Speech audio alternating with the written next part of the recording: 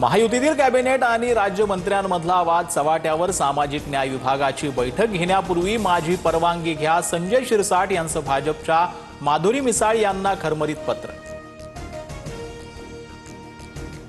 राज्यमंत्री म्हणून बैठका घेण्याचा मला अधिकार, तुमच्या पूर्व परवानगीची गरज आहे का याबाबत सीएमओ कडून माहिती घेईन। माधुरी मिसाळ यांचं शिरसाटांना प्रत्युत्तर, बैठकीत कोणतेही निर्णय किंवा निर्देश दिले नसल्याचं स्पष्ट।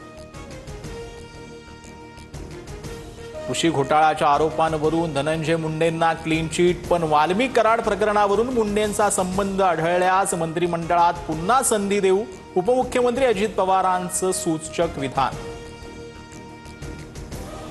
सोमवारी मुख्यमंत्री फडणवीसांसोबत माणिकराव कोकाटेंबाबत चर्चा करणार, मंगळवारपर्यंत अंतिम निर्णय घेऊ, अजित पवारांकडून कारवाईचे संकेत। दिल्लीत मुख्यमंत्री फडणवीस आणि अमित शहांमध्ये भेट, मंत्र्यांच्या वर्तनावरून शिंदे आणि अजित पवारांकडे फडणवीसांची तीव्र नाराजी, कोकाटेंसह 3 मंत्र्यांची विकेट जाणार असल्याच्या चर्चा। सुधीर मुनगंटीवार यांची महत्त्वाच्या पदावर वर्णी लागण्याची शक्यता, विधानसभा अध्यक्ष की मंत्रिमंडळात वर्णी लागणार याकडे लक्ष, तर राहुल नार्वेकर यांनी मंत्री केलं जाणार, सामनातून दावा। मंगळवारपर्यंत कोकाटेंच्या राजीनाम्याची अपेक्षा, अजित पवारांच्या भेटीनंतर विजय घाडगेंना विश्वास, तर सुरज चव्हाणांना पक्षात यापुढे स्थान नाही असं अजितदादा म्हणाले, घाडगेंचा दावा। वर्षा निवासस्थानी कोकण विभागातील आमदारांसोबत मुख्यमंत्री फडणवीसांची आढावा बैठक, प्रत्येक आमदाराकडून मतदारसंघातील 5 महत्त्वाच्या कामांचा अहवाल मागितला, कोकणात भाजपचं प्राबल्य वाढवण्याबाबत चर्चा। येत्या रविवारी 27 जुलै रोजी मनसे अध्यक्ष राज ठाकरेंचा मेळावा, मुंबईतील रंगशारदा सभागृहात मेळाव्याचं आयोजन, आगामी पालिका निवडणुकीच्या अनुषंगानं पदाधिकाऱ्यांना मार्गदर्शन करणार। पालघर जिल्ह्यात अतिवृष्टीचा इशारा, सर्व शाळांना उद्या सुट्टी जाहीर, जिल्हाधिकारी डॉक्टर इंदू राणी जाखड यांचे आदेश।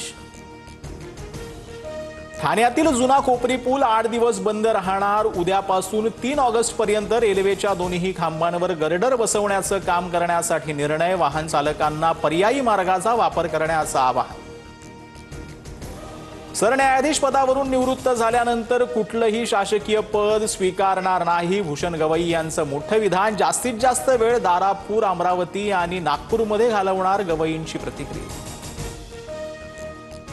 बीडच्या केस तहसील कार्यालयासमोर आंदोलनादरम्यान उपोषणकर्त्या महिलेचा मृत्यू झाल्याचा आरोप, तर महिलेचा मृत्यू घरीच झाला होता, मृतदेह आंदोलनस्थळी आणण्यात आला, तहसीलदारांचा दावा।